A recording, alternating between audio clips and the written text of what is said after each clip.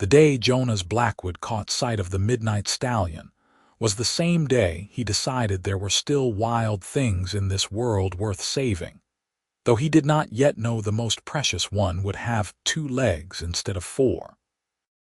It was late September in 1878, and the Colorado high country wore autumn like a golden crown. Jonas had been tracking elk through the aspen groves when he heard the commotion echoing up from Miller's Valley. He knew that sound, the terrified screaming of horses, the shouting of men trying to assert dominance over something that refused to be broken. He urged his own mount, a patient bay gelding named Rufus, down the steep trail toward the valley floor, his curiosity getting the better of his usual preference for solitude.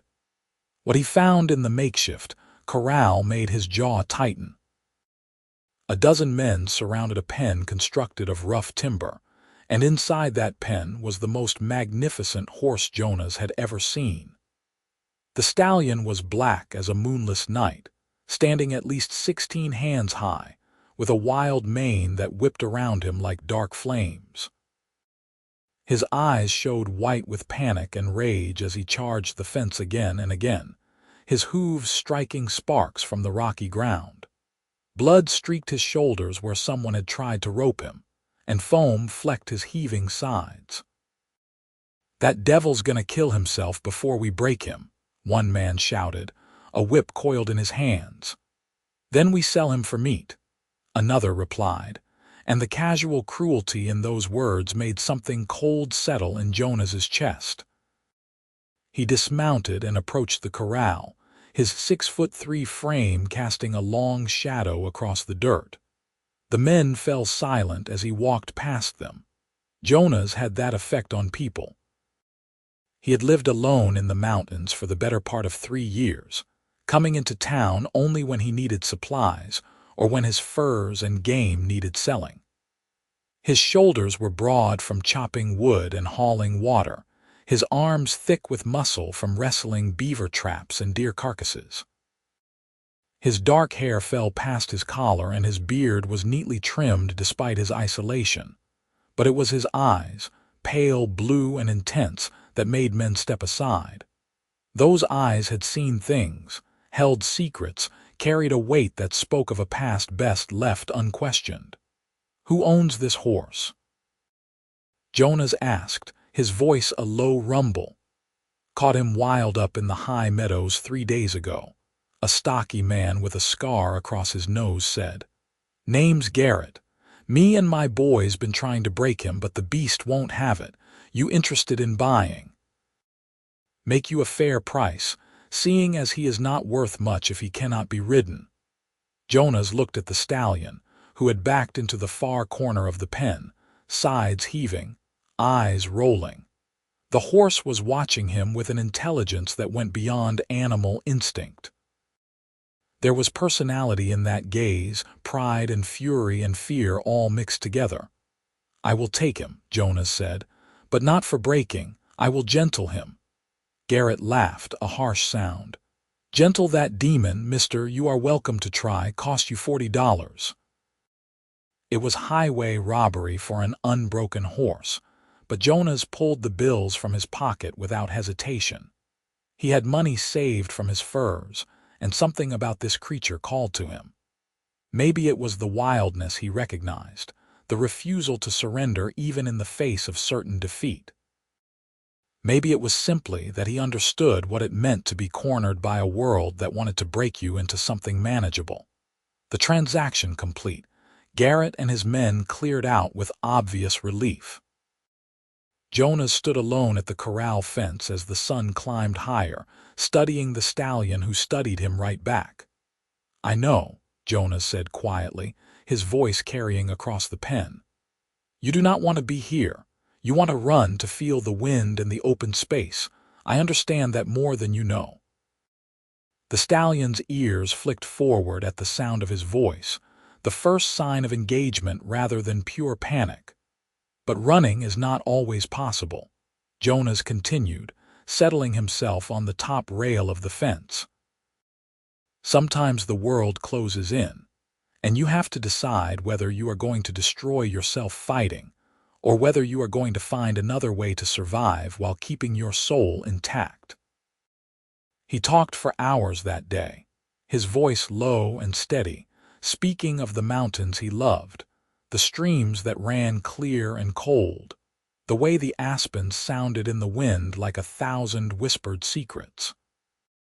He spoke of the hawk he had watched that morning, riding the thermals with such grace it seemed like freedom given wings. He did not approach the stallion, did not try to dominate or command. He simply offered his presence and his words, patient as the stones themselves.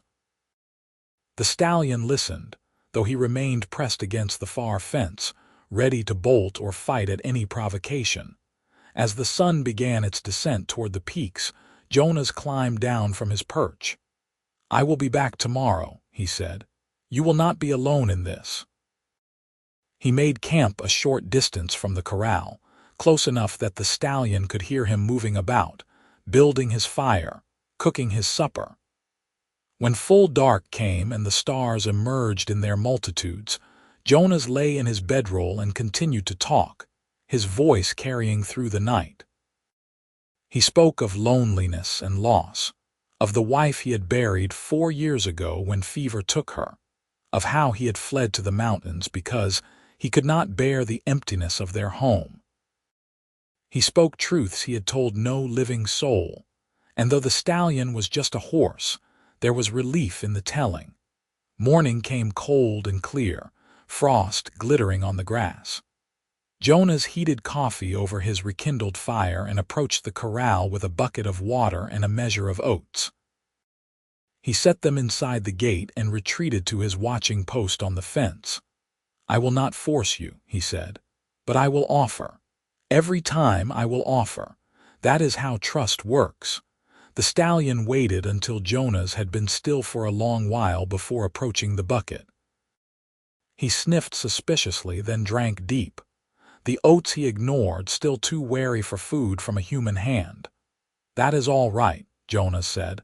"We have time." For 6 days Jonas maintained his vigil. He talked to the stallion through the morning hours, fell silent during the heat of midday, and resumed his low storytelling as evening came. He spoke of everything and nothing, of the practical and the philosophical, of memories and hopes. And slowly, degree by slow degree, the stallion's panic subsided. His ears swiveled to track Jonas's voice. His defensive posturing softened. On the 4th day, he ate the oats. On the 6th day, when Jonas entered the corral and stood still in the center, the stallion approached to within 10 feet before his nerve failed and he retreated. "Good," Jonas said, his voice warm with approval. "You are thinking instead of just reacting. That is wisdom, my friend." It was on the 7th day that everything changed. Jonas had just entered the corral for his morning vigil when he heard hoofbeats approaching fast along the valley road. A wagon careened into view, moving far too quickly for the rough terrain, its wheels bouncing over rocks. Even from a distance, Jonas could see that something was wrong. The team was running wild, and the driver, a woman from what he could tell, was hauling on the reins with no effect whatsoever. He moved without thinking, years of mountain living having honed his reflexes to razor sharpness. He vaulted the corral fence and ran for Rufus, swinging into the saddle and kicking the gelding into a gallop. The wagon was heading straight for a section where the road narrowed with a steep drop on one side, a tumble of boulders on the other. At that speed, it would smash to pieces. Jonas urged Rufus alongside the runaway team, matching their pace. The horses were mad with fear, eyes rolling, mouths foaming around their bits. He could see now that the woman driving was young, maybe mid-20s, with auburn hair escaping from beneath her bonnet. Her face was pale with terror, but set with determination as she fought to control the team. "Let go the reins," Jonas shouted over the thundering hooves. She turned her head sharply, meeting his eyes for just a moment. Even in that flash of connection, he registered that her eyes were the color of honey, bright and fierce. Then she did what he asked, releasing the useless reins and gripping the wagon seat instead.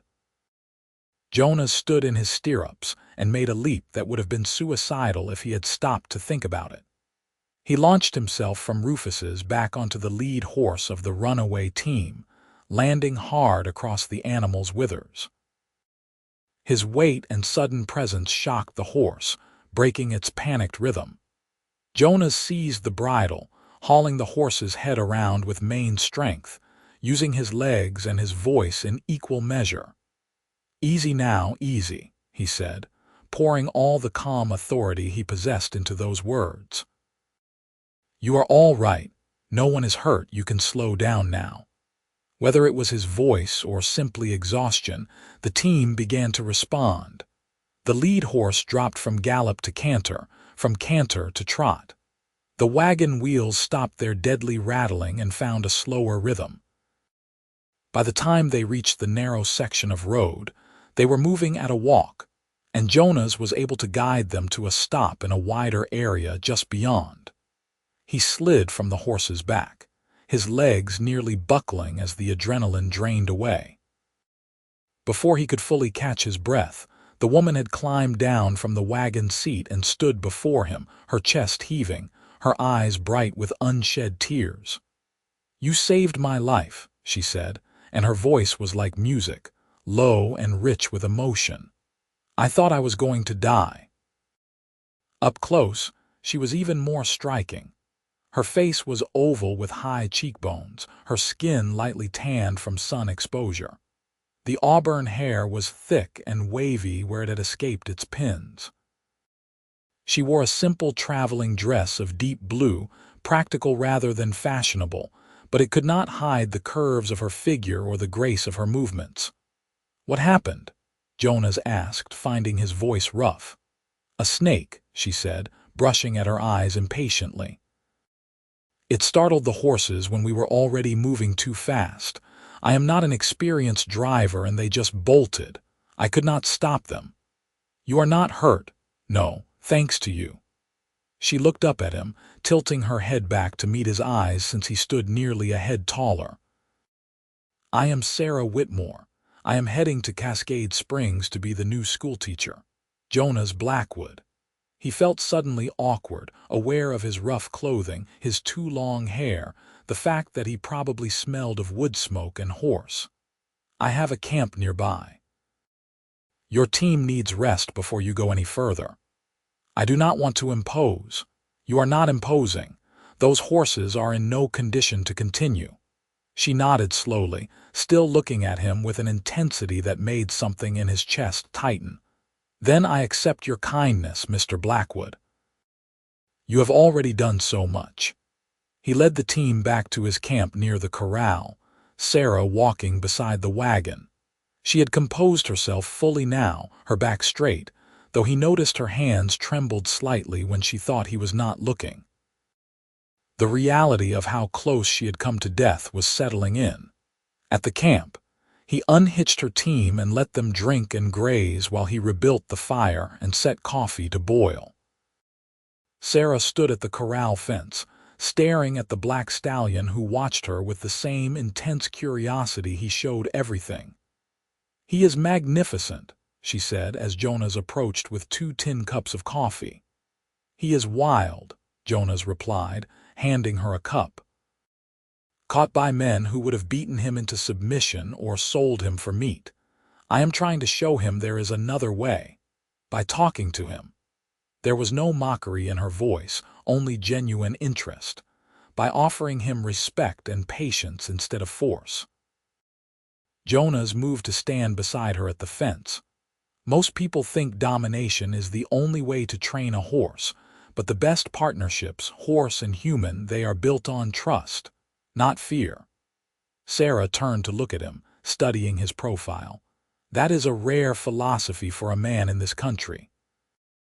"Maybe, but I have seen what fear and force do. They break things that should never be broken." The stallion had moved closer while they talked, drawn by their quiet voices. He stood now at the center of the corral, his head high, his ears pricked forward. Sarah caught her breath. "He is listening to you," she whispered. "He listens because I have given him no reason not to. Every creature wants to be heard, to be understood, even the wild ones, especially the wild ones." They stood in comfortable silence for a while, sipping their coffee as the morning warmed around them.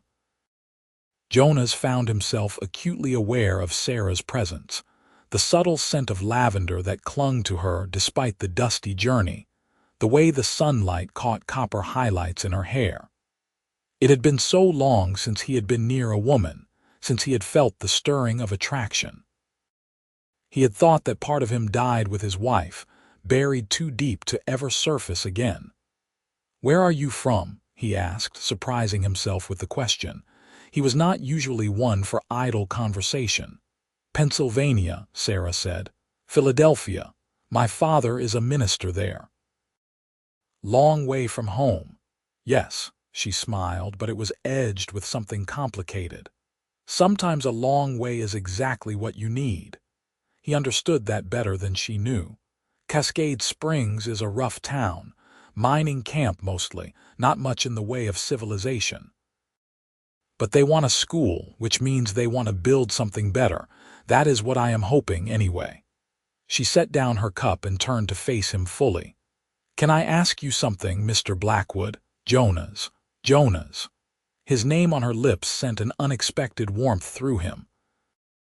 "Do you always rescue strangers and their horses, or am I particularly fortunate today?" "I do not make a habit of it," he admitted, "but I could not stand by and watch you crash. Because you are a good man. Because I have seen enough death." The words came out harsher than he intended, and he saw her eyes widen slightly. "I am sorry, I did not mean to speak so roughly." "No, please, I appreciate honesty." She hesitated, then said, "You have lost someone, my wife, 4 years ago. I am so sorry." The sympathy in her voice was genuine, not the empty platitude he usually heard. "Is that why you live up here alone?" "Part of it. The mountains do not demand anything from you except respect. They do not pity you or judge you or expect you to be anything other than what you are." Sarah nodded slowly. "I think I understand that. People can be exhausting with their expectations." He looked at her sharply, hearing the personal pain beneath those words. "Is that why you came west? To escape expectations? To escape a life that was chosen for me instead of by me?" she said. "I was engaged to a man my father approved of. A man who would have given me a comfortable life and absolutely no say in how I lived it.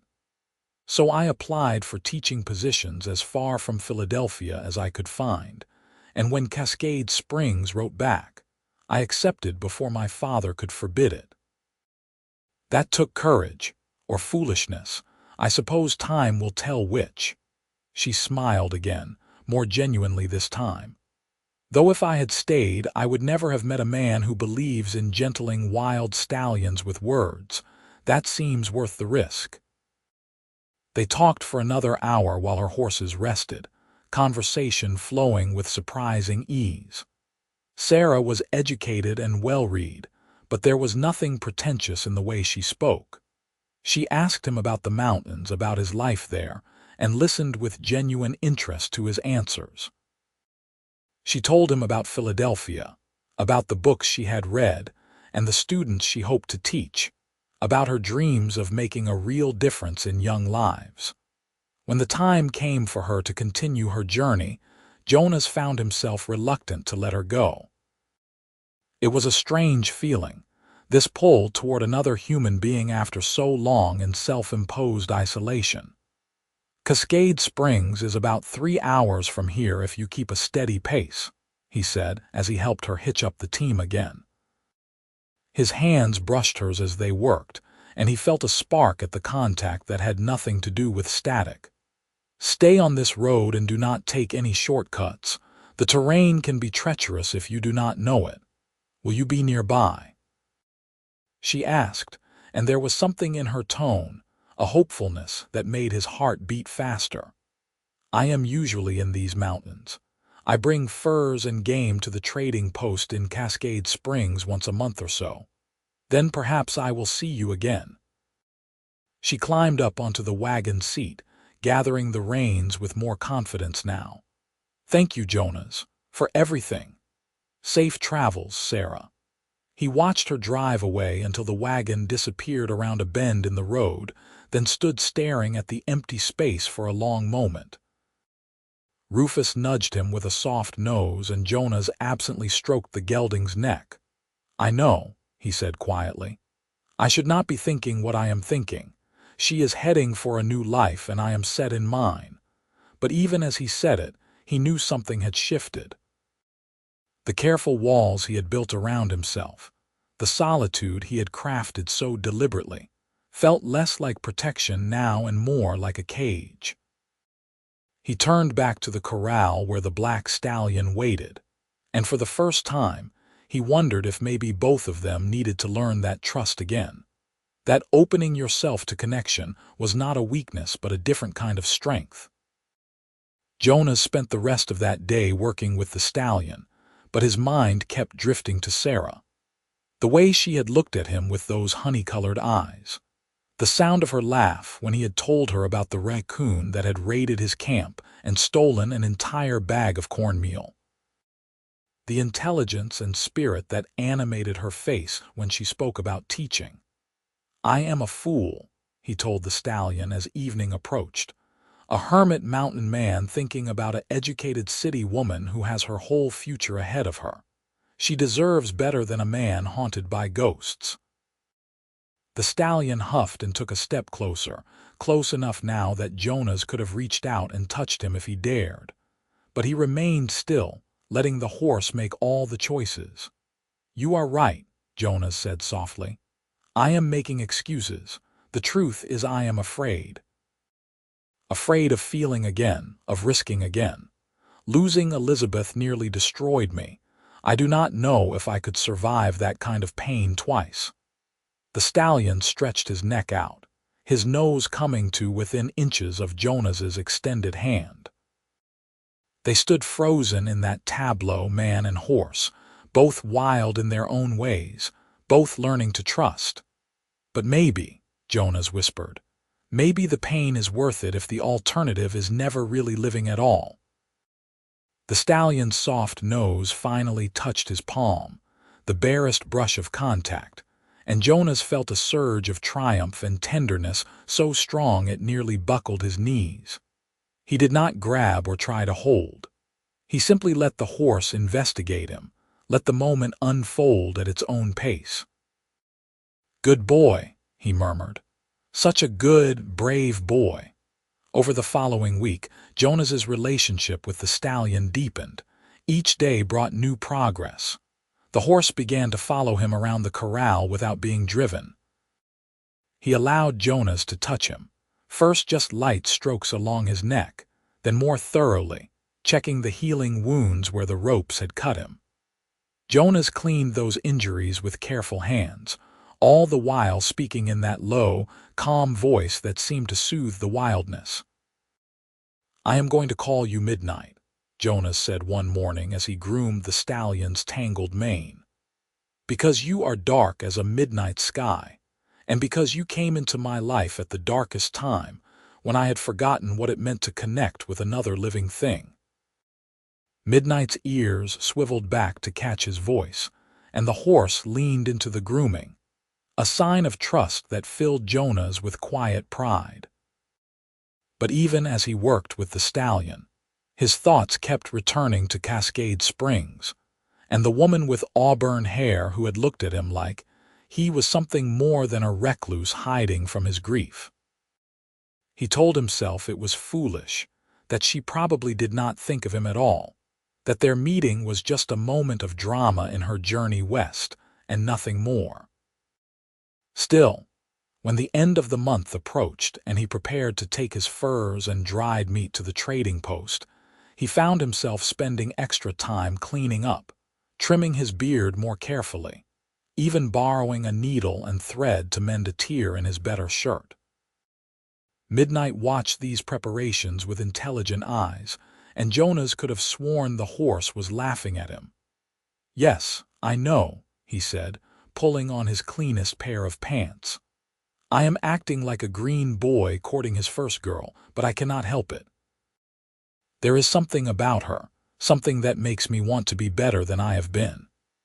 He loaded his goods onto a pack mule, saddled Rufus, and prepared to lead Midnight on a lead rope.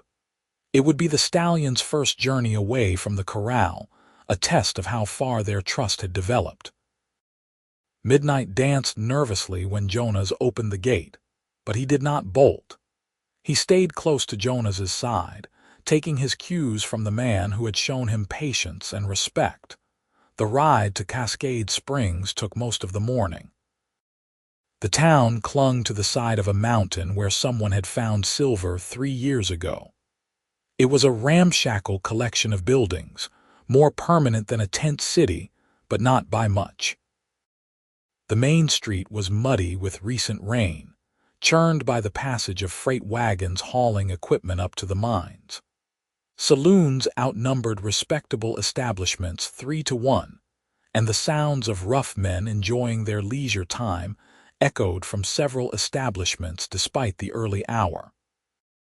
Jonas headed straight for Morrison's trading post, a solidly built log structure that served as general store, post office, and social hub for anyone who was not drowning their wages in whiskey. He tied Rufus and the mule outside, but kept Midnight's lead rope in his hand as he entered. The stallion was still too unpredictable around strangers to leave unattended. Abraham Morrison looked up from his ledger, his weathered face breaking into a smile. "Jonas Blackwood, as I live and breathe, thought maybe the bears had eaten you." "Not yet," Jonas replied, returning the smile. Morrison was one of the few people in this region Jonas considered a friend, or as close to one as he allowed. "Brought furs and venison, good quality." "I do not doubt it. Your work is always top grade." Morrison came around the counter to inspect the goods, then paused when he saw Midnight through the open door. "Where in God's name did you get that horse?" "Bought him off Garrett a couple weeks back. He and his boys had caught him wild and were trying to break him the hard way." "That is the demon horse that put 2 of Garrett's men in the doctor's office," Morrison said, eyes wide. "You got him standing there calm as a Sunday morning. How did you manage that? Patience. And a lot of talking." Morrison shook his head in wonder. "You always did have a way with animals that bordered on witchcraft. Let me get your payment sorted, and we can settle up." While Morrison calculated the value of his goods, Jonas let his eyes wander around the store. It was crowded with supplies, everything from mining equipment to ladies' fabric, pickled goods to ammunition. A bulletin board near the door held various notices, and his heart jumped when he saw one advertising the opening of Cascade Springs' first proper school, with Miss Sarah Whitmore listed as the teacher. "That is a fine thing, that school," Morrison said, following his gaze. "Miss Whitmore has been here 2 weeks now, got the children all organized and learning. She is a breath of fresh air in this rough place, let me tell you.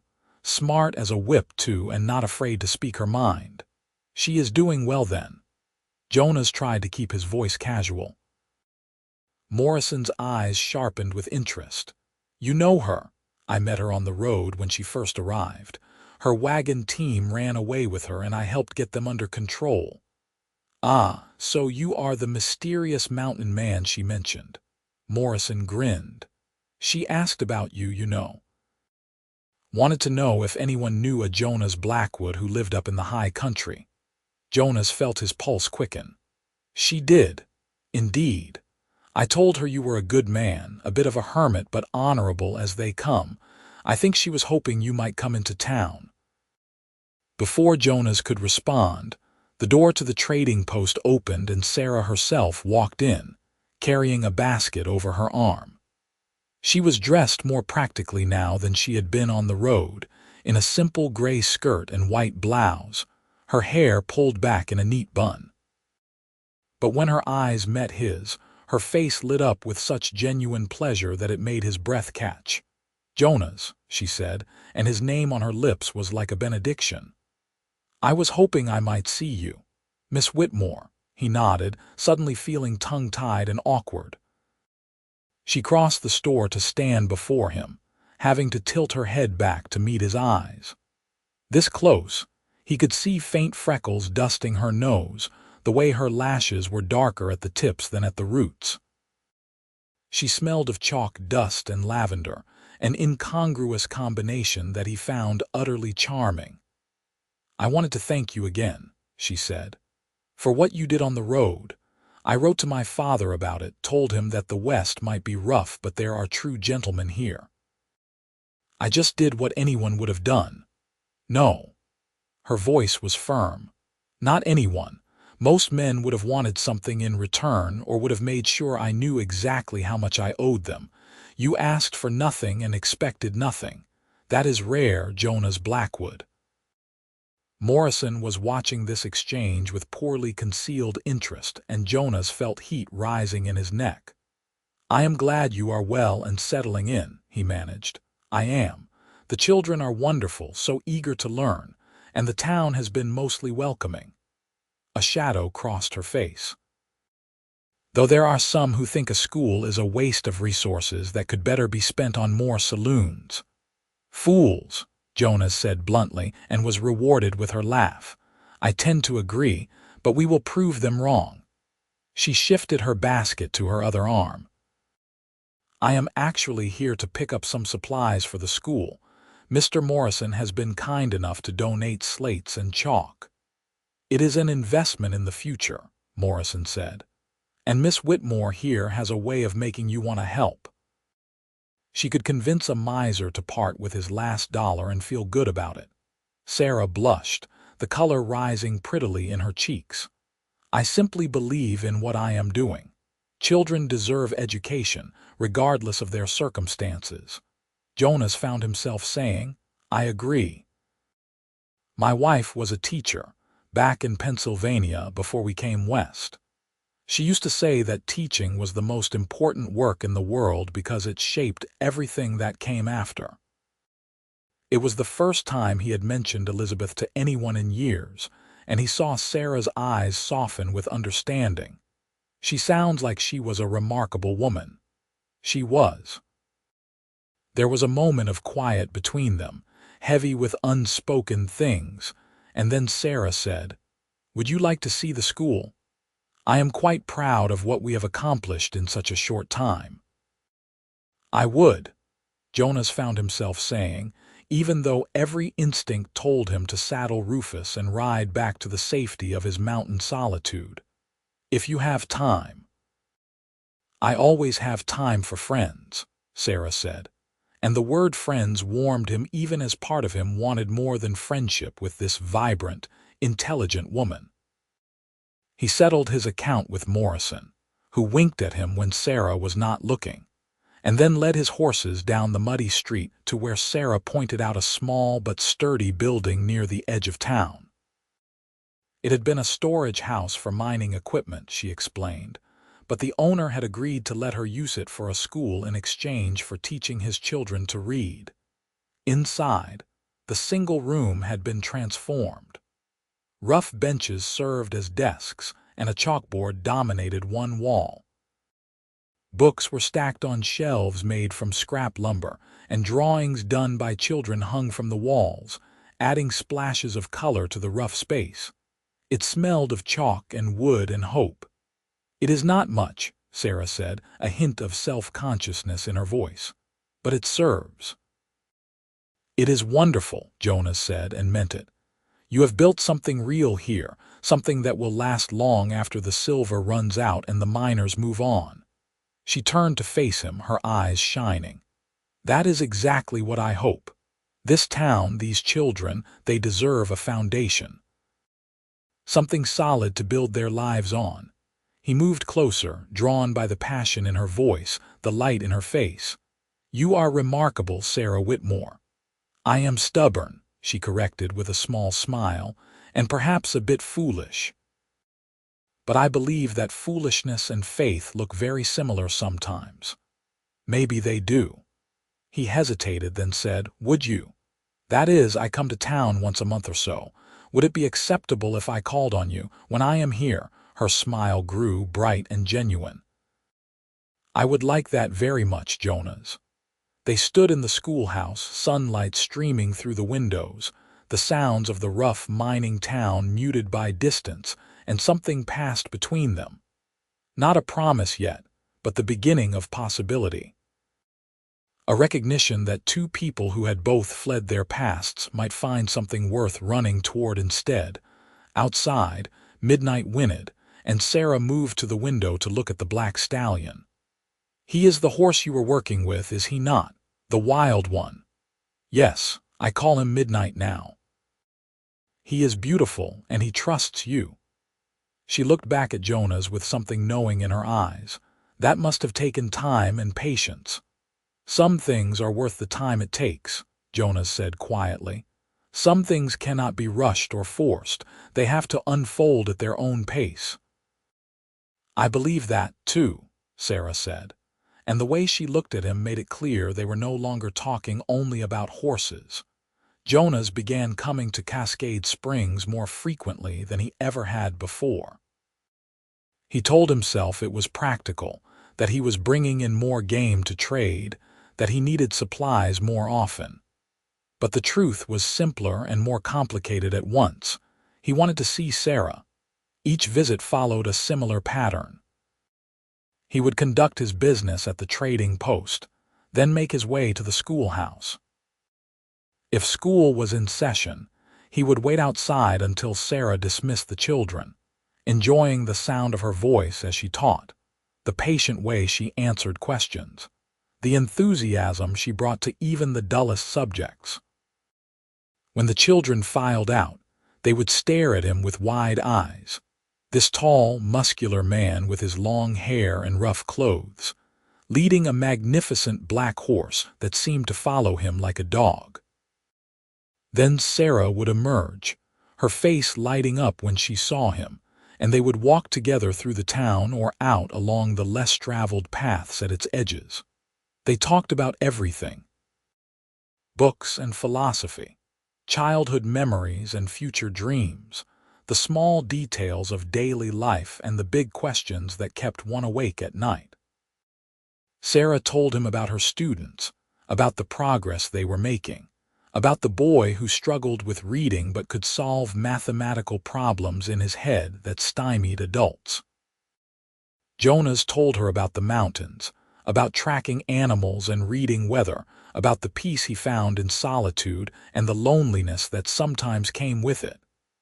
"You ever think about doing something else?"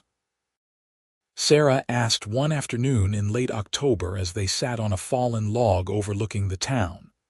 The aspens had turned to gold, and the mountainsides looked like they were on fire with color. Living somewhere less isolated, Jonas was quiet for a moment, watching Midnight graze nearby. The stallion was never far from him now, bonded in a way that went beyond training. "I used to think this life was all I wanted. After Elizabeth died, the world felt too loud, too full of people going about their lives like death was not waiting around every corner. The mountains were quiet. They let me grieve without trying to fix me. And now I wonder if maybe I have been hiding instead of healing." He looked at her, meeting those honey-colored eyes that had haunted his thoughts for weeks. "You make me want to be part of the world again, Sarah. You make me remember that isolation is safe, but it is not the same as being alive." She reached out and took his hand, her fingers small and warm in his larger, calloused palm.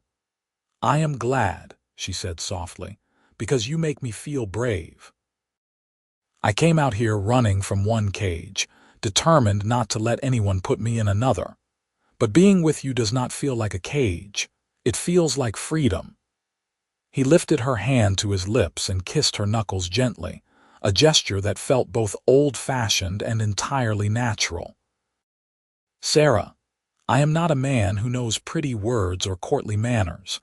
I have lived rough for years now, but I want you to know that what I feel for you is real and growing stronger every day. You have brought light back into a dark place in my soul. Jonas. Her voice was thick with emotion. I feel the same way. I tried to tell myself it was too fast, that I barely know you, but my heart does not care about timetables or propriety. It knows what it wants. And what does it want? He asked, hardly daring to breathe. You, she said simply. It wants you. He kissed her then, there on the log with the autumn sun warm on their faces and the mountains standing witness. It was gentle at first, tentative, a question asked and answered. Then deeper as she responded, her free hand coming up to cup his bearded jaw, her lips parting under his. He tasted like coffee and wilderness, like wind and possibility, and she made a small sound of pleasure that sent heat racing through his veins. When they finally pulled apart, both breathing hard, Jonas rested his forehead against hers. I want to court you properly, he said. I want to do this right. Then court me, she replied, her eyes dancing. Though I should warn you, I have no intention of being a demure, passive woman who sits quietly while the man makes all the decisions. He laughed, the sound rusty from disuse but genuine. I would not want you any other way. A wild heart should never be tamed, Sarah, only treasured. Over the following weeks, their courtship deepened. Jonas found himself making the journey to Cascade Springs twice a week, then 3 times. He began taking on projects around the schoolhouse, repairing the roof before winter came in earnest, building better desks for the children, installing a proper stove that would heat the room more efficiently than the makeshift brazier Sarah had been using. The townspeople noticed, of course. In a place as small as Cascade Springs, nothing remained private for long. Some approved, seeing Jonas as a steady, honorable man despite his hermit ways. Others were skeptical, wondering what an educated Eastern woman wanted with a mountain man, or what a recluse wanted with a woman at all. But Jonas and Sarah paid little attention to the gossip. They were building something between them, brick by careful brick. Trust and respect formed the foundation, but passion was there too, simmering beneath the surface. The way Jonas's eyes would darken when he looked at her. The way Sarah's breath would catch when his hand touched the small of her back. They were both adults. Both had known love before in different forms, and the attraction between them was undeniable. Still, Jonas moved slowly. He remembered what Sarah had told him about fleeing a life where her choices had been made for her, and he was determined to give her space and time to be certain. No matter how much he wanted to pull her close and never let go, no matter how his body ached for her when they parted, he kept himself in check. It was Sarah who finally broke first. It happened on a cold November afternoon. Jonas had come to town bringing fresh meat for several families who were struggling, a charity he performed without fanfare. Sarah met him at the schoolhouse after classes ended, and they retreated inside to escape the biting wind. She had been quieter than usual all afternoon, and Jonas had respected her silence, content to simply be near her. "Jonas," she said finally, turning to face him as he added wood to the stove. "Do you hold back with me because you do not want me, or because you are trying to be noble?" He straightened, startled by the directness of the question. "Sarah, I want you more than I have wanted anything in years, but I do not want to rush you or pressure you. You said you came west to escape a man who tried to control you." "I did," she agreed, stepping closer, "but you are not him. You have never tried to control me or make my choices for me. In fact, you have done the opposite. You treat me like an equal, like my thoughts and feelings matter. Do you know how rare that is, Jonas? How precious? You deserve nothing less. And you deserve to know that I want you too. Not someday in the theoretical future, but now. I want to be with you in every way." She closed the distance between them, placing her hands flat on his chest. Even through his shirt, he could feel the heat of her palms. I am not a fragile flower who needs protecting from my own desires. I am a grown woman who knows her own mind, Sarah. His voice came out rough, thick with want. If we do this, there is no going back. I will not be able to hold back my feelings anymore to maintain a polite distance. You will be mine and I will be yours, and nothing short of death will change that. Good, she said, and pulled his head down to kiss him. This kiss was different from all the others. There was no hesitation, no careful restraint. It was fire and need and months of building tension finally unleashed. Jonas's arms came around her, lifting her against him, and she wrapped her legs around his waist with a gasp. He carried her to her small desk and set her on it, his hands cupping her face, his lips moving from her mouth to her jaw to the tender skin of her neck. I have dreamed of this, he murmured against her throat. Of you. Every night in my cold mountain cabin, I have imagined what it would be like to touch you, to hear you say my name like a prayer. Jonas, she breathed, and it was indeed like a prayer. Please, I need you. But even consumed by desire, Jonas retained enough sense to pause. Not here, he said, though it cost him. Not in the schoolhouse where anyone could walk in. You deserve better than a hurried coupling on a desk. Then where? She pulled back to look at him, her eyes dark with desire, her lips swollen from his kisses. My cabin. Come with me to the mountains. Spend a few days with me there, away from the gossip and the eyes of the town. Let me show you my world, the place I have been keeping separate. Let me make love to you properly, with time and privacy and care. Yes, no hesitation, no doubt. When? This weekend. Tell people you are going to visit a family in one of the outlying areas, that you will be back in a few days. Bring warm clothes. It will be cold. She laughed, the sound breathless and joyous. I do not care if it snows. I would follow you to the summit of the highest peak if it meant being with you. That weekend felt like it took a year to arrive, but finally, Jonas met Sarah at the edge of town early on Saturday morning. She wore practical riding clothes, her hair in a thick braid down her back, a pack with her belongings slung over her shoulder. He had brought Rufus for himself, and a gentle mare he had borrowed from Morrison for her to ride. Midnight came too, trotting alongside as they rode out of Cascade Springs into the high country. The journey took several hours. Jonas led her along trails he knew intimately, through groves of pine and aspen, past streams that ran crystal clear over smooth stones, up into elevations where the air grew thin and the views stretched for miles.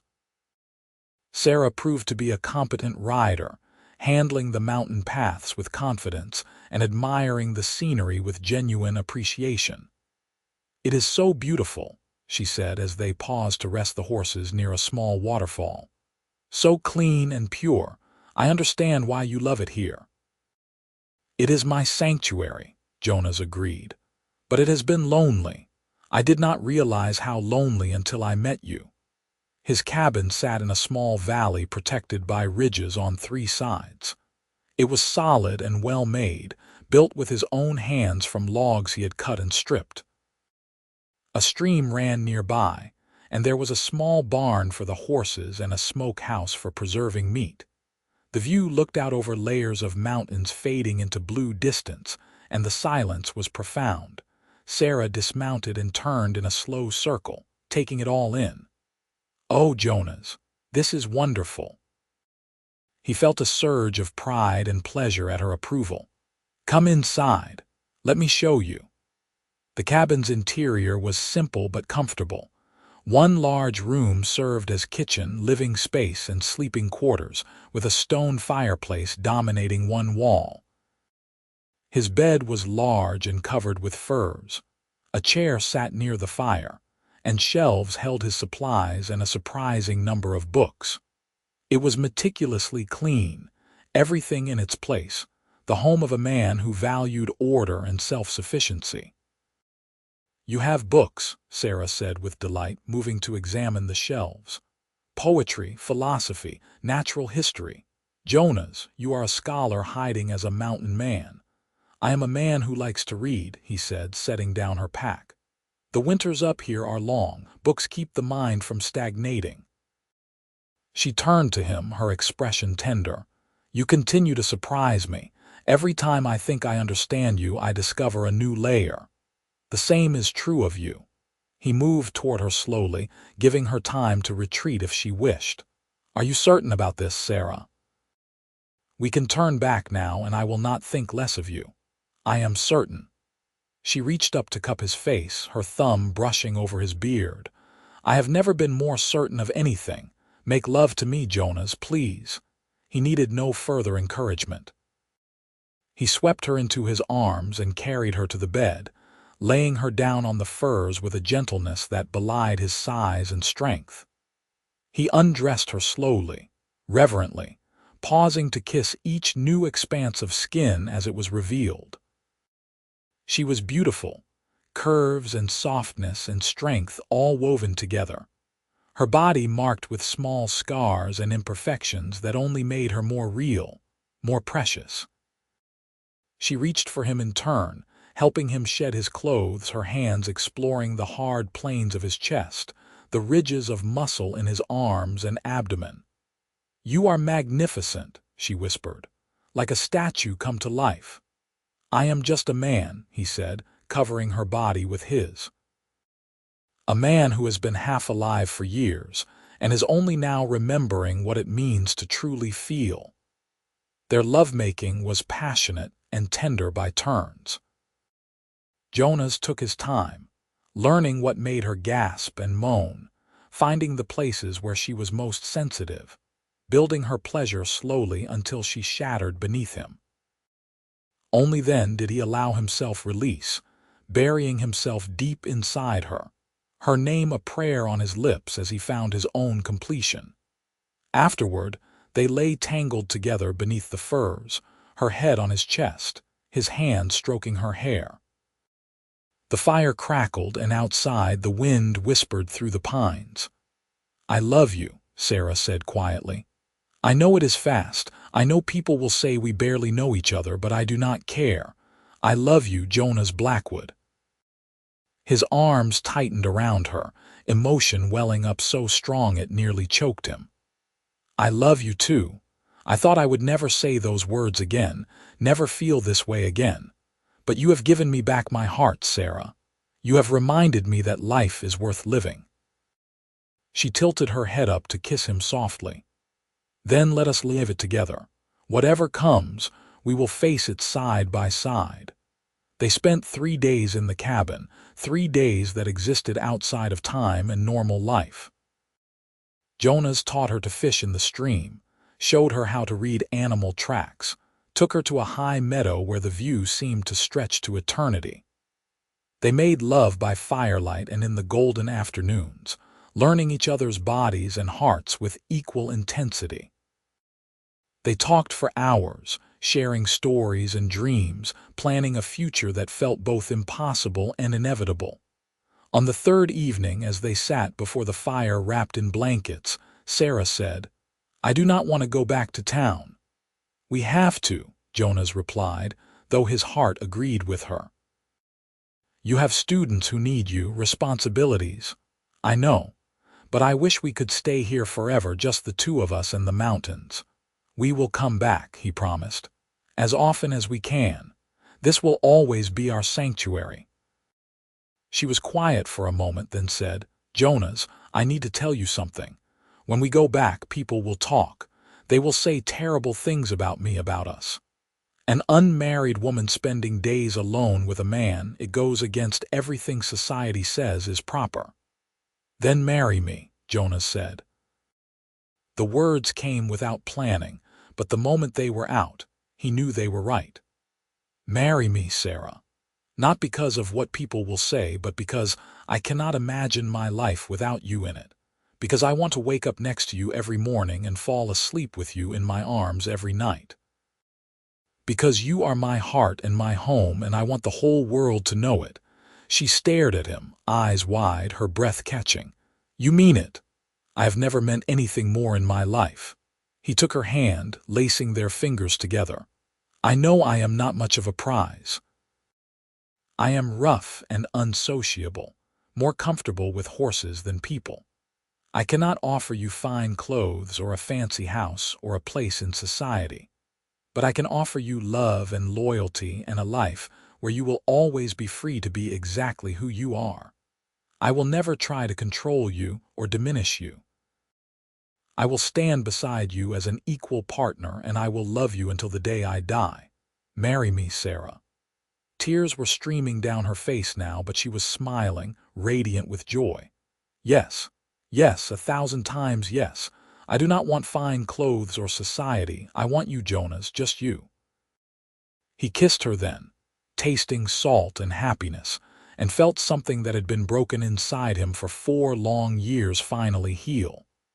He had not forgotten Elizabeth, would never forget her, but he understood now that loving Sarah did not dishonor that memory.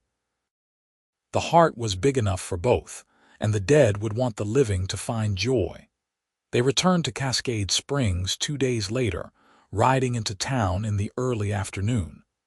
Jonas could feel eyes on them immediately, could sense the gossip spreading like wildfire. Sarah held her head high, her hand in his as they rode side by side, refusing to show shame for something that felt so right. They went straight to the boarding house where Sarah rented a room and asked Mrs. Henderson, the proprietor, to gather a few witnesses. Then, in the front parlor with Morrison and the doctor and Mrs. Henderson looking on, Jonas announced their engagement and their intention to marry as soon as possible. The reaction was mixed.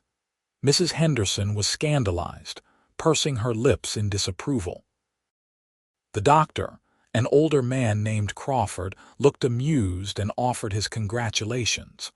Morrison grinned broadly and shook Jonas's hand with enthusiasm. "About time you rejoined the human race," Morrison said. "And you could not do better than Miss Whitmore. She is a treasure." "I know," Jonas replied, looking at Sarah with such open adoration that Mrs. Henderson softened slightly despite her initial disapproval. The wedding was set for 2 weeks later, time enough for Sarah to make a dress and for Jonas to build furniture for the cabin so it could comfortably house 2 people.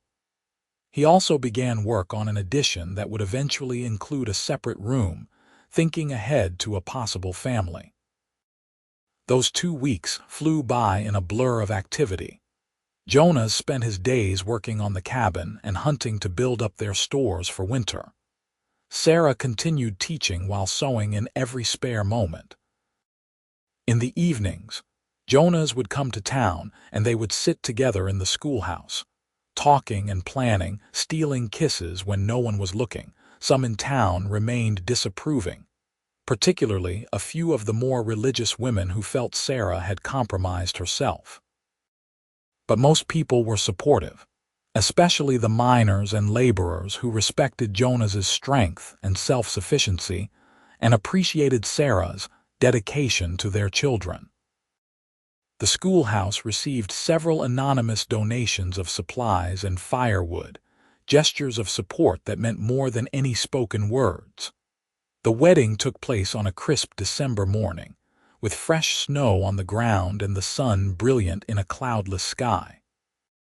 The ceremony was held in the schoolhouse, since Cascade Springs had no church yet. The children had decorated the room with pine boughs and paper snowflakes, and nearly the whole town crowded in to witness. Sarah wore a simple dress of deep blue wool that she had sewn herself, with her mother's lace collar as her only adornment. Her hair was down, falling in waves past her shoulders, and she carried a bouquet of evergreen sprigs tied with ribbon. She was the most beautiful thing Jonas had ever seen. Jonas wore his best clothes, clean and mended, his hair tied back, his beard freshly trimmed. He stood at the front of the room with his heart pounding, Morrison beside him as his witness, and watched Sarah walk down the aisle toward him. There was no one to give her away, so she came alone, her eyes locked on his, a smile playing at her lips. The circuit preacher who traveled between the mining camps spoke the traditional words, but Jonas barely heard them.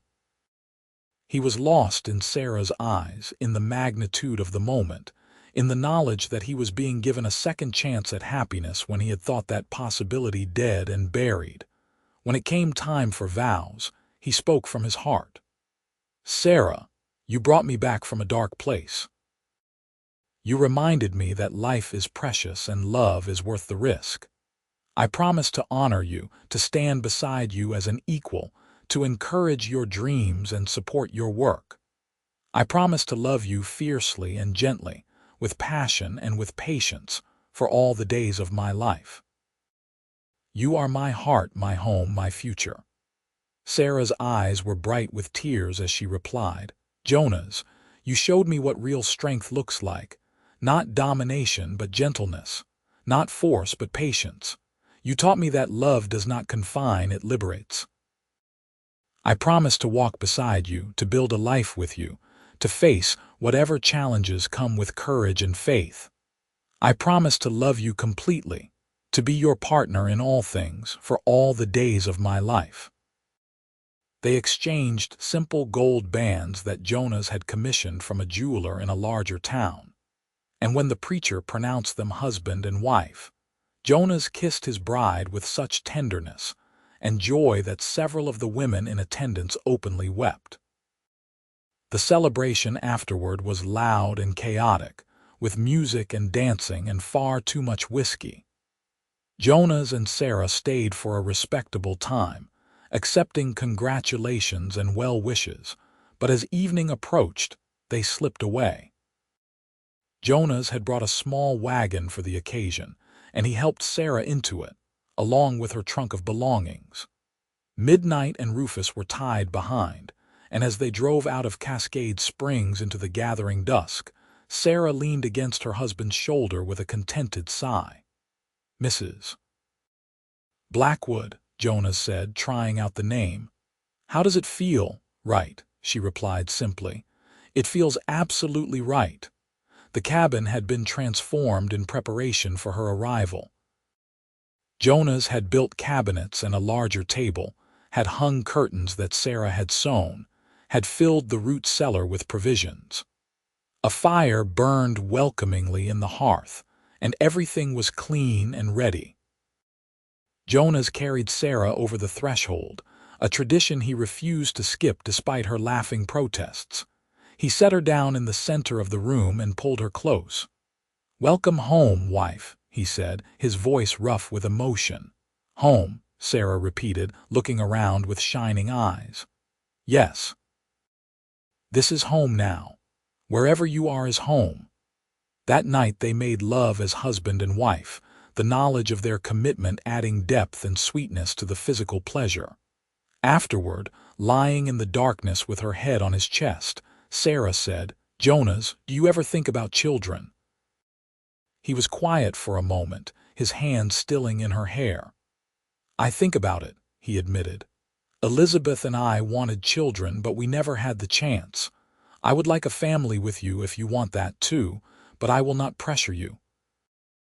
I know teaching is important to you and children would make that more complicated." "I want both," Sarah said firmly. "I want to teach and I want to be a mother.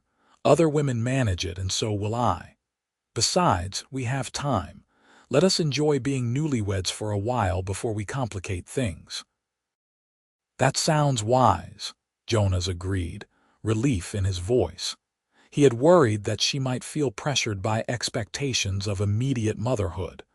Their first winter together was both challenging and wonderful. The snow came heavy and frequent, sometimes trapping them in the cabin for days at a time.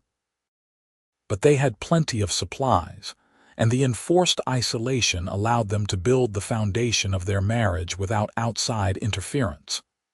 They read aloud to each other by firelight, played endless games of chess, made love frequently and with increasing skill and intimacy. Jonas taught Sarah to shoot and to skin game, practical skills for mountain living. Sarah taught Jonas complex mathematical principles and recited poetry, feeding his hungry mind. When the weather permitted, Jonas would take his furs to town and Sarah would resume teaching. The pattern worked well, though they both preferred the days when they could be together at the cabin. Sarah proved adept at mountain living, taking to the challenges with the same determination she brought to teaching. She learned to bake bread in the hearth oven, to preserve food for winter storage, to read the weather signs and predict storms. She was not content to simply manage the domestic sphere, either. She wanted to understand everything about Jonas's work, and he delighted in teaching her, in having a true partner who shared his life completely. In early spring, when the snow began to melt and the first green shoots appeared, Sarah announced she was pregnant. Jonas received the news with a mixture of joy and terror. The memory of Elizabeth's death was not from childbirth, but it had taught him how quickly disaster could strike, how fragile life could be. But Sarah was healthy and strong, and Dr. Crawford assured them that everything looked normal. "I will not lose you," Jonas said fiercely, holding her close. "I cannot go through that again." "You will not lose me," Sarah promised. "I am stubborn, remember, too stubborn to leave you." As her pregnancy progressed, Jonas became almost comically protective. He would not let her ride horses or lift anything heavy. He wanted her to stay in the cabin where it was safe, to give up teaching and rest. Sarah tolerated his concern with patient amusement up to a point, then put her foot down. "Jonas Blackwood, I love you dearly, but if you try to wrap me in wool and keep me imprisoned for the next 6 months, I will make you very sorry. I am having a baby, not dying of consumption. Women have been doing this since the beginning of time, and most of them managed without hovering husbands. I just want you safe. I know, and I love you for it. But I need to live my life too. I will be careful, I promise, but I will not be an invalid." He yielded, though it went against every protective instinct he possessed. Sarah continued teaching through her 6th month, finally yielding to the impropriety of a heavily pregnant woman teaching school. She spent her last months at the cabin, nesting and preparing, sewing baby clothes and knitting blankets. Jonas had moved them to the cabin full-time by then, unwilling to have Sarah anywhere but where he could protect her. He had built a beautiful cradle from pine and carved it with intricate designs of mountains and animals. He had stocked the cabin with every supply doctor. Crawford recommended and made sure the doctor knew exactly how to reach them when the time came. The baby came on a warm September evening, almost exactly a year after Jonas had first seen midnight. Sarah's labor was long but not abnormally so, and Dr. Crawford arrived in plenty of time despite the mountain location. Jonas waited outside, pacing and praying, listening to Sarah's cries with his heart in his throat. Midnight stood nearby, as if keeping vigil with him, and Jonas found himself talking to the stallion the way he had in those early days. "She has to be all right," he said, his voice cracking. "I cannot do this without her. Please, God, let them both be all right." When the baby's cry finally split the evening air, Jonas nearly collapsed with relief. Dr. Crawford appeared in the doorway, grinning. "You have a son," he announced. "A big, healthy boy, and your wife is tired but doing well. You can come in now." Jonas entered the cabin on shaking legs. Sarah lay in their bed, pale and exhausted but smiling.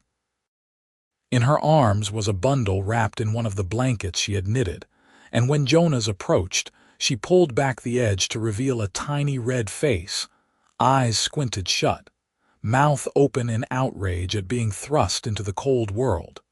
"Meet your son," Sarah said softly. "Meet Jacob." Jonas sat carefully on the edge of the bed and reached out with one trembling finger to touch the baby's cheek. The skin was impossibly soft, and the baby turned toward his touch instinctively. Emotion overwhelmed him, tears spilling down his cheeks as he looked from his son to his wife. "Thank you," he whispered. "Thank you for this gift. Thank you for being strong. Thank you for not leaving me." "Never," Sarah promised. "We are a family now, Jonas. Nothing will tear us apart." Jacob Blackwood proved to be a healthy, vigorous baby with his father's blue eyes and his mother's determination. He had a lusty cry that echoed through the cabin at all hours, and an appetite that seemed insatiable. Sarah nursed him while Jonas looked on with wonder, marveling at the miracle of new life. As Jacob grew from infant to baby to toddler, their life settled into a new rhythm. Sarah resumed teaching part-time, with Jonas bringing Jacob to town when he went to trade so the baby could be with his mother during school hours. The children of Cascade Springs adored Jacob, treating him like a beloved mascot, and he grew up surrounded by attention and affection. Jonas proved to be a devoted father, patient and gentle despite his rough exterior. He carried Jacob in a pack on his back when he went to check trap lines, talking to the baby the same way he had once talked to Midnight, explaining the world and its wonders. He built toys with clever mechanisms that delighted the child, and he read stories every night, his deep voice creating magic out of simple tales. When Jacob was 2 years old, Sarah became pregnant again. This time Jonas was less panicked, trusting in his wife's strength and in the pattern they had established. Their daughter was born on a snowy January morning, smaller than Jacob had been but just as healthy. They named her Elizabeth, after Jonas's first wife, a gesture Sarah had suggested. "She was part of your life, part of who you are," Sarah said. "I am not threatened by her memory. She deserves to be honored." Little Elizabeth had her mother's coloring, auburn hair and honey-colored eyes, and a disposition as sunny as her brother's was serious.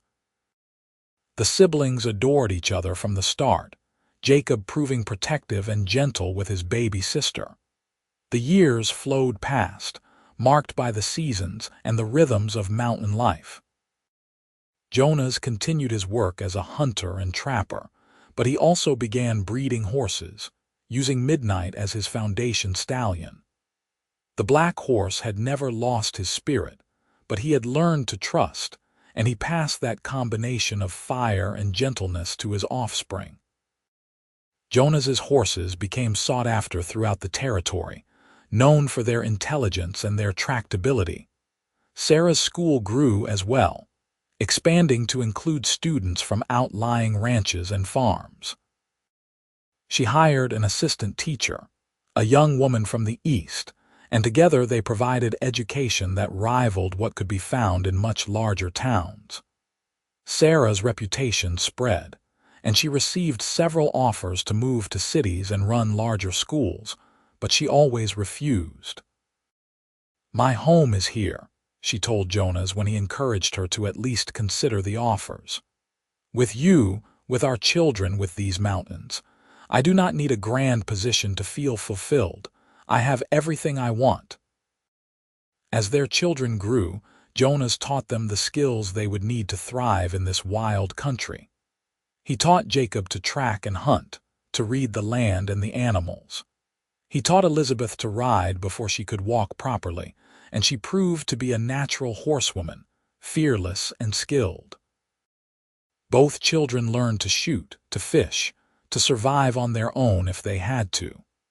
But they also learned to read and write and calculate from their mother, and they learned about art and music and philosophy from the books that filled the cabin. The family made trips to town regularly, and they were well loved there. Jonas, once the hermit mountain man, had become a respected figure, someone people turned to for advice or help. Sarah continued to be the heart of the community's educational efforts. Their children were considered examples of what could be achieved with proper parenting and education. When Jacob was 10 and Elizabeth 8, Sarah sat Jonas down one evening after the children were asleep. "I want to talk to you about something," she said, her expression serious. "What is wrong?" Jonas asked immediately, his protective instincts flaring. "Nothing is wrong, but I have been thinking about the future, about what comes next for our family." "What do you mean?" Sarah took his hand. "The children will need more education than I can provide soon, especially Jacob. He is brilliant, Jonas, and he deserves opportunities beyond what we can offer here. I think we should consider sending him to boarding school in a year or two, somewhere he can be challenged and prepared for whatever future he chooses." Jonas's first instinct was to refuse. The idea of his son leaving, of their family being separated, went against everything in him. But he forced himself to really listen to what Sarah was saying, to think about Jacob's needs rather than his own desires. "He would hate it," Jonas said finally. "He loves the mountains as much as I do." Perhaps he would thrive. We cannot make that decision for him, Jonas. We can only present the option and let him choose. "You are right," he sighed, rubbing his face. "I know you are right. I do not want our time with them to end too quickly. It will not end. It will just change." She leaned against him, her head on his shoulder. "That is what love is, Jonas, holding tight and letting go at the same time." They presented the option to Jacob, who listened seriously and asked for time to think. A week later, he told them he wanted to stay home, to learn more from his father about the land and the animals. But he asked if he could have more advanced books, more challenging lessons.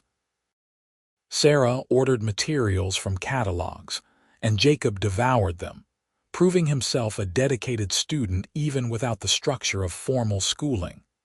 Elizabeth, meanwhile, announced at age 9 that she wanted to be a doctor. It was an audacious goal for a girl, especially one from a rough mountain town, but neither Jonas nor Sarah discouraged her. Instead, they began preparing her, getting her books on anatomy and medicine, arranging for her to shadow Dr. Crawford when he made his rounds. "She has your determination," Jonas told Sarah one evening, watching Elizabeth pore over a medical text far beyond her years. "Nothing will stop her." "She has your courage," Sarah countered. "She does not fear the impossible." More years passed.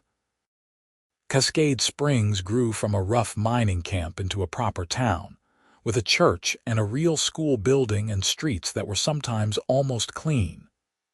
The silver began to play out, but logging and ranching replaced mining as economic engines, and the town persisted. Jonas and Sarah were part of the bedrock of the community now. Their marriage held up as an example of partnership and devotion. On their 20th wedding anniversary, Jonas took Sarah back to the log overlooking the town, where he had first told her he loved her. The aspens were gold again, autumn repeating its eternal cycle. 20 years, Sarah said, lacing her fingers through his. "Sometimes it feels like yesterday, and sometimes it feels like we have always been together." "Any regrets?" Jonas asked. "Not a single one." She turned to look at him, and despite the lines time had drawn on her face, he still saw the young woman who had looked at him with honey-colored eyes and made him believe in second chances. "You gave me a life I never dared to dream of, Jonas. You gave me love and respect and freedom. You gave me children I adore and work that fulfills me. You gave me everything." "You gave me my life back," Jonas replied. "You reminded me that the heart can heal, that love is worth the risk. You took a broken man and made him whole." "We made each other whole," she corrected. "That is what love does."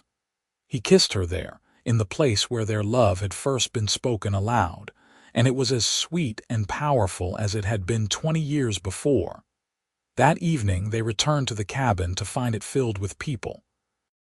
Jacob, now a strong young man of 18 working with his father in the horse breeding business, had organized a surprise celebration.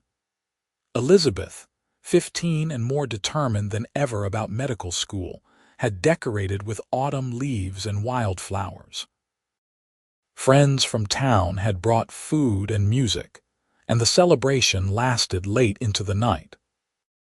As Jonas watched his wife laugh with friends, watched his children dance and celebrate, watched midnight graze peacefully in the meadow with his offspring, he felt a contentment so profound it was almost overwhelming. This was what he had gained by opening his heart, by choosing trust over fear, connection over isolation. Later, after everyone had left and the children were asleep, Jonas and Sarah lay in their bed under the firs, listening to the familiar sounds of the mountain night. "I was thinking about midnight today," Jonas said quietly, "about how we met, how wild he was, how certain I was that he could never be tamed." "You did not tame him," Sarah pointed out. "You gentled him. You earned his trust." "Yes, and I realize that is what you did with me, too. I was just as wild as that stallion, just as determined to never let anyone close. But you were patient. You earned my trust with gentle words and genuine respect. You showed me that opening myself to love was not a weakness, but the bravest thing I could do." Sarah turned in his arms, her hand coming up to cup his cheek. "We saved each other, Jonas. You showed me what real strength looks like, what a true partnership should be. You gave me the courage to build the life I wanted instead of accepting what others wanted for me." "I love you," he said simply. "After 20 years, those 3 words still do not seem adequate, but they are all I have. I love you more than I can express. I love you too, always and forever." The years continued to turn. Jacob eventually married a rancher's daughter and started his own family, building a cabin not far from Jonas and Sarah's. He became known throughout the territory for his skill with horses, inheriting his father's gift for gentling even the wildest mustangs. Elizabeth went east for medical school, facing prejudice and resistance but ultimately prevailing, becoming one of the first female doctors in the Colorado Territory. She returned to Cascade Springs to practice, serving the community that had raised her. Jonas and Sarah became grandparents, then great-grandparents. Their cabin remained a gathering place for family, a sanctuary where love and acceptance were the only rules that mattered. Jonas's hair turned silver, his face weathered by sun and wind and time, but his body remained strong and his mind sharp. Sarah's auburn hair went gray, then white, but her eyes never lost their fire, her passion for teaching and learning never dimming.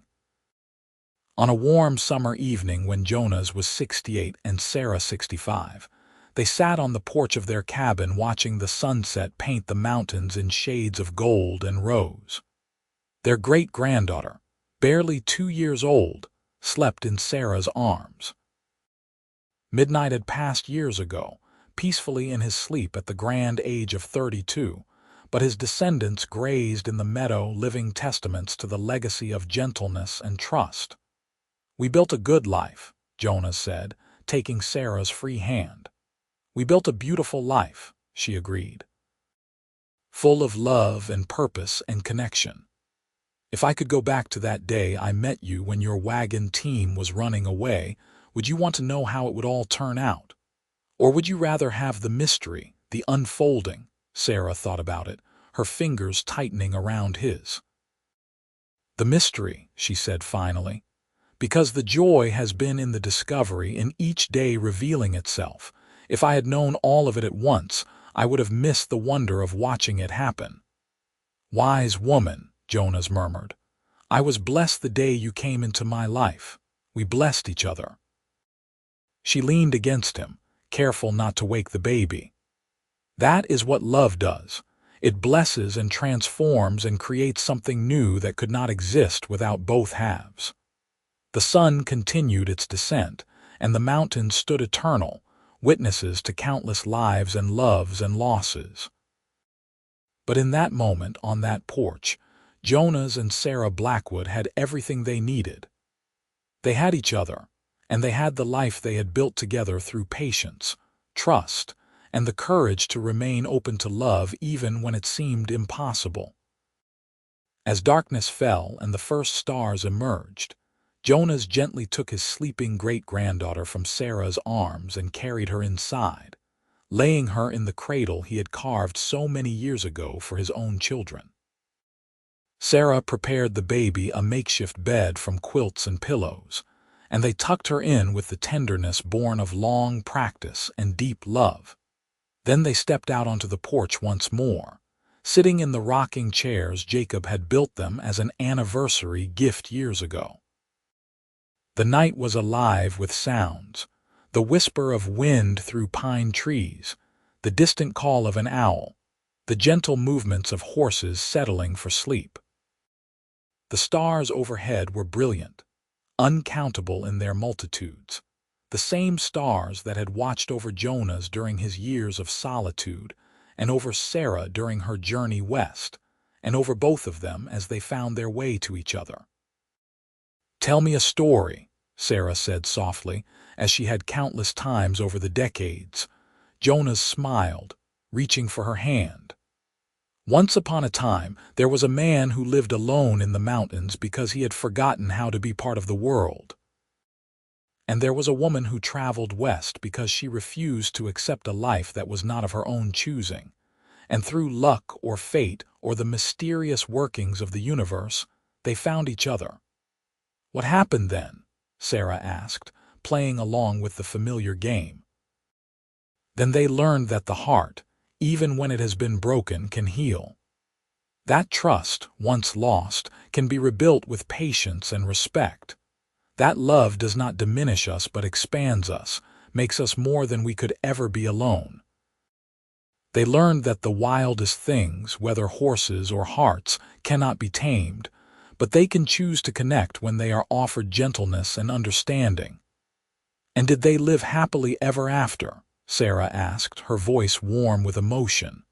"They lived," Jonas said simply. "Fully and deeply and with purpose. They faced challenges and celebrated triumphs.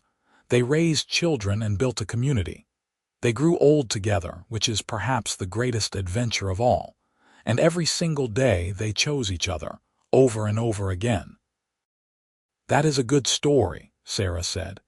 "It is the best story," Jonas replied, "because it is ours." They sat in comfortable silence for a while longer, hands clasped, hearts intertwined by decades of shared life and love.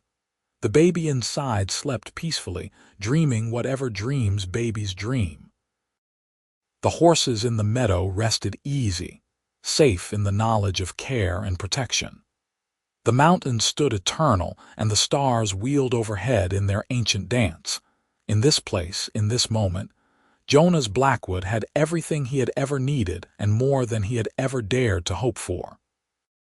He had started with a wild stallion that needed gentling, had learned through patience and gentle words that the most profound connections are built on respect and trust, rather than dominance and force.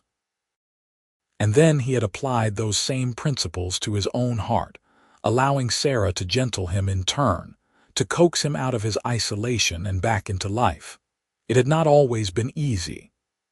There had been hard winters and difficult decisions, moments of fear and pain and loss. But through it all, they had held fast to each other and to the values that had brought them together. They had built not just a marriage but a partnership, not just a family but a legacy of love and respect that would continue in their children and grandchildren and all the generations to come. As the night deepened and the temperature dropped, they finally rose and went inside, banking the fire and checking once more on their sleeping great-granddaughter before retiring to their own bed. They lay together in the darkness, Sarah's head on Jonas's chest as it had been for more than 40 years, listening to the steady beat of his heart. "I love you, Jonas Blackwood," she whispered. "I love you, Sarah Blackwood," he replied. And in the morning, when the sun rose once more over the Colorado mountains, they would wake together and begin another day. They would make breakfast and care for the baby, until her parents came to collect her. They would tend the horses and the garden, read the newspapers that came weekly from Denver, perhaps walk to their favorite overlook to watch the Hawks ride the thermals. They would do the ordinary things that comprised an extraordinary life, each small moment a thread in the tapestry they had woven together.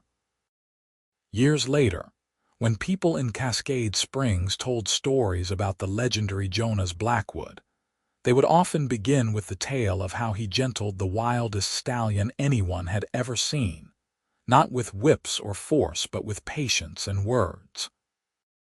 And then, they would tell how he used those same gifts to win the love of the remarkable Sarah Whitmore, the schoolteacher from Philadelphia who had come west seeking freedom, and found instead a partnership that transcended all expectations. But those were stories for others to tell. For Jonas and Sarah, the story was simpler and more profound. Two people who had been broken in different ways had found each other, and in finding each other, had discovered how to be whole. They had built a life based on mutual respect, unwavering support, and a love that grew deeper and richer with each passing year.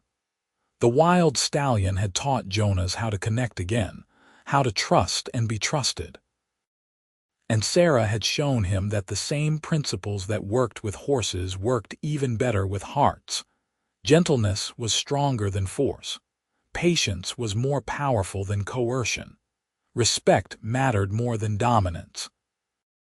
And love, real love, was not about possession or control, but about creating space for each person to be fully themselves while choosing, every day, to remain together. In the end, that was the greatest legacy Jonas and Sarah Blackwood left behind.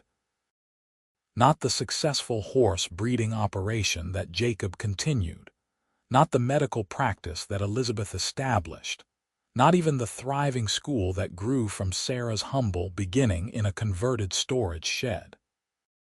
The greatest legacy was the example they set of what love could be when it was built on the right foundation. Their story became part of the fabric of Cascade Springs, told and retold, embellished in some ways but true in all the ways that mattered. And whenever someone spoke of the mountain man who tamed the wild stallion with gentle words and then used them to win the love of his life, those who knew the Blackwoods would smile and nod and remember, because it was true. All of it was true, and it was beautiful.